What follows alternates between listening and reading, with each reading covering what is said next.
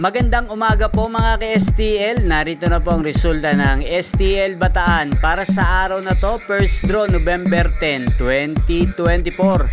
Araw ng linggo, naway ang mga natayaan nyo pong mga numero kanina ay manalo nawa ngayong umagang ito, 11 AM. Kaya kunin nyo na po ang inyong mga tickets.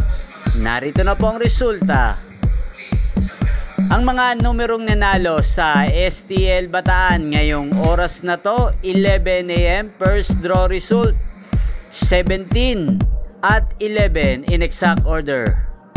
Sa lahat po ng tumaya kanina para sa first draw ng 17 at 11, congrats po sa inyo. Panalo po kayo. Again, 17 at 11 in exact order.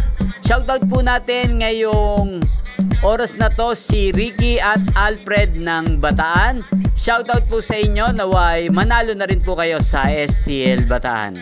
Yan yung pong napanood ang resulta ng STL Bataan sa channel na to, Roderick Hernandez TV. Maraming salamat po sa patuloy niyong panonood sa aking channel.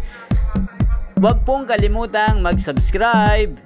Kita-kita pong muli tayo mamayang alas 4 ng hapon dito lamang po sa Roderick Hernandez TV.